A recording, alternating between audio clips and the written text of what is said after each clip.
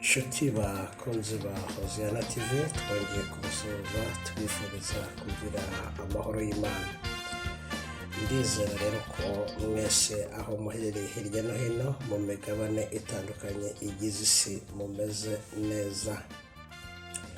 Imana ni ubwenge kweri, yafashe ibyo tubura ibishyira muri mwe, ifata ibyo mubura ibishyira muri twe.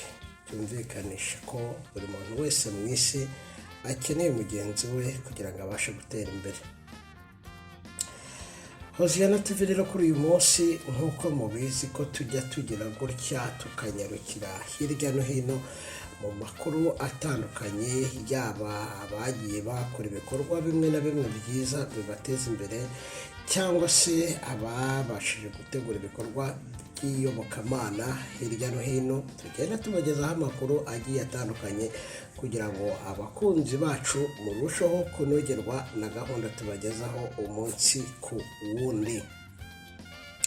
Reka rero tubanze tugushimire wowe ukunze kutugezaho inama ndetse n'ibitekerezo byawe, bakunzi ba Hoziyana TV, yaba abari muri Afurika, muri Canada, muri Aziya ndetse no muri Australia ndetse no muri Amerika. Mudahwema kutwereka umunsi ku wundi ko mugenda mubana natwe 5/5. Mwibutse ko niba utarakora subscribe waba rwose waracikanwe, ariko haracyariho amahirwe yo kuba wakanda kuri ako kantu gatukura ugakora subscribe, warangiza ugakanda kuri ako kantu kameze nk'inzogera kari ku ruhande, kugira ngo amakuru yose dutanga abashe kukugereraho ku gihe. Reka rero amakuru yacu y'uyu munsi tuyatangirire mu gihugu cya Mozambique.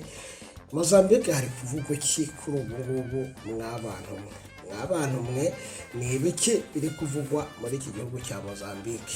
Reka kugira ngo tusasire neza inkuru yacu, dutangirire kuri aba bantu bashoboye kwishyira hamwe ngo bakabyaza umusaruro ikoreshwa neza rya social media cyangwa se ry'imbuga nkoranyambaga, ngo mu gihe hari abandi bagiye bahitamo kuyikoresha mu buryo bugiye butandukanye, bamwe na bamwe babona ko ari uburyo wenda budafututse. Ababo ngo bahisemo gukoresha social media mu buryo butuma bashobora kwiteza imbere ndetse no gushyira hamwe. Ubwo twavuganaga n'umuyobozi mukuru wa CFF cyangwa se Christian Family Fellowship, Bwana Pastor Tito Haguma Theogene, yatubwiye yuko ngo ari byiza ko abantu bagomba guhura kandi bakaganira, cyane ko ngisi yabaye ntoya kubera ikoranabuhanga. Ibi abivana ku gihe cya kera, ubwo Yesu nawe iyo yagombaga kuvuga ubutumwa cyangwa se akeneye guhura n'abantu benshi ngo abagezeho ibijyanye n'ubutumwa bw'Imana yari afite, ngo yajyaga ahantu hahuriraga abantu benshi. Murabizi nyine ko mu gihe cya kera Yesu yajyaga yerekeza ahantu ku mato cyangwa se ahantu ku nyanja babaga barobera, kuko muri icyo gihe nyine ariho abantu benshi bahuriraga. Kuri ubu rero Bwana Pastor Tito Theogene Haguma asanga ngo abantu benshi uramutse ubakeneye wabasanga ku mbuga nkoranyambaga.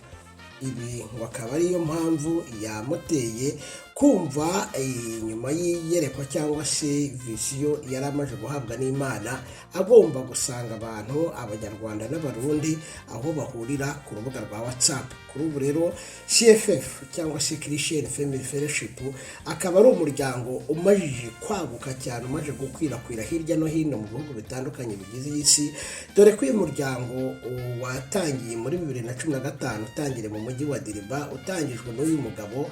Kuri ubu ngo waba uri gukorera mu bihugu bisaga 35. Iki akaba ari ikintu cyiza cyane, kandi tutareka kuvuga ko ari ikintu gikomeye cyane nka Hoziyana TV. Tutabura gushimira uyu mugabo w'Imana kandi w'intwari w'igikundiro, Bwana Pastor Theogene Haguma Tito. Ntibisanzwe rero uyu muryango bagira ibikorwa byinshi cyane bigiye bitandukanye bamajije kugenda bakora. Bagira icyo bita $1 campaign, mu buryo buri muntu wese agenda atanga $1 muri abo ba membre ba CFF baherereye hirya no hino nk'uko tumaze kubivuga. Hanyuma bakubaka insengero z'abantu bamwe na bamwe ziba zaragiye zihura n'ibibazo kubera ubushobozi, ibyo byose murabizi, ndetse barangiza bagakora n'ibikorwa byo gufasha abantu mu buryo bwo kwiteza imbere. Uyu muryango wa CFF ukaba ufite porogaramu y'icyumweru cyose, aho kuva ku wa mbere kugeza ku cyumweru ngo buri munsi uba ufite ibyawo ugenewe. Bagira umwanya wo kwiga ijambo ry'Imana, bakagira n'umwanya wo kwiga bizinesi, bakagira umwanya kandi wo kwiga ku bijyanye n'ingo, cyane ko ingo muri iki gihe babona ko ariho hantu Satani asa nkaho yibasiriye. Ibyo rero byatumye bafata iya mbere mu gushyiraho inyigisho zo kwigisha bene aba bantu. Ibya CFF twavuga ni byinshi, ariko reka tuvuge kuri konferanse bagenda bakora hirya no hino. Kuri uyu munsi rero ngo hakaba hateganijwe konferanse ikomeye izaba ishyushye ngo izabera mu gihugu cya Mozambique. Bantu banjye muba muri iki gihugu cya Maputo, muri iki gihugu cya Mozambique mu mujyi wa Maputo, mumbabarire, ngo ku itariki 19 z'uku kwezi kwa 10 turimo 2019, no kuvuga ngo uyu mwaka, ngo hari konferanse ikomeye ibateganirijwe. Iyi konferanse ifite umutwe ugira ngo the unity and the role of the church in our community, kuvuga ngo ubumwe n'imimaro by'itorero muri community cyangwa se muri sosiyete. Ibi wabisanga muri Yohana ibice 17 umurongo wa 22, ndetse no muri Matayo ibice 5 umurongo wa 13 kugeza ku murongo wa 17. Muratumiwe cyane rero abantu mutuye i Maputo. Iki akaba ari igikorwa cyateguwe na zone CFF Mozambique. Nk'uko twavuze ko uyu muryango ukorera mu bihugu bigiye bitandukanye, bagiye bafite ikintu bita amazone, no kuvuga ngo muri buri gihugu harimo zone nyine ihagarariwe n'uyu mugabo bwana Pastor Tito Theogene. Kuri uyu munsi rero uyu mugabo n'ubundi nka visionnaire ngo akazaba ari we uzaba hari arimwo asobanura neza, asobanurira abantu batuye muri Maputo iki gikorwa uko kizaba kimeze. Muratumiwe cyane rero, si ibyo gusa, hazaba hari no mu prophet undi mukozi w'Imana, Prophet Johnson, nawe azaba hari. Ngo mwese muratumiwe, bantu mutuye muri Mozambique, bantu mukunda Hozana TV, muratumiwe cyane kuboneka muri iyi conference iri ku itariki 19 z'uku kwezi kwa 10 nk'uko twabivuze. Porogaramu rero y'iyi konferansi cyangwa se ibizabera hano iteye gute? Ese iki gikorwa kizabera hehe? Kuva saa 10 kugeza saa 11 hazaba hari pastors meeting. Ruvuga ngo hazaba hari uguhura kw'abapasteri bo muri Maputo. Abapasteri bo muri Maputo basengera mu madini n'amatorero atandukanye. Muratumiwe cyane muri iyi nama, cyane ko uyu muryango wa CFF udafite idini ushingiyeho, ahubwo uhuza abanyamadini n'amatorero bava hirya no hino.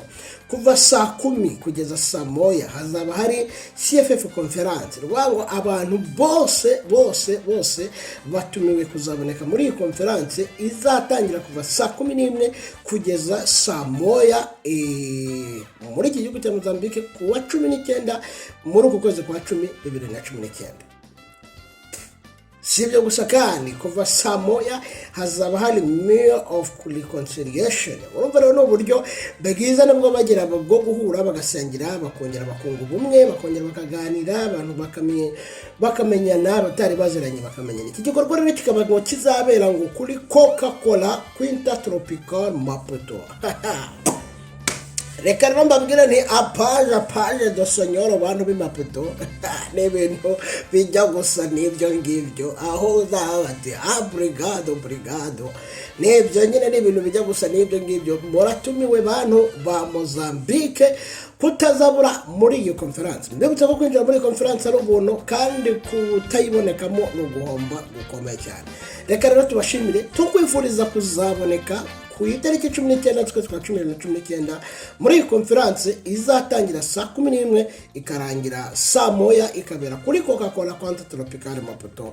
Reka kandi mwifurize gukora subscribe kuri Hoziyana TV niba utarakora subscribe. Murakoze cyane, mwari kumwe na Eric. Bye bye.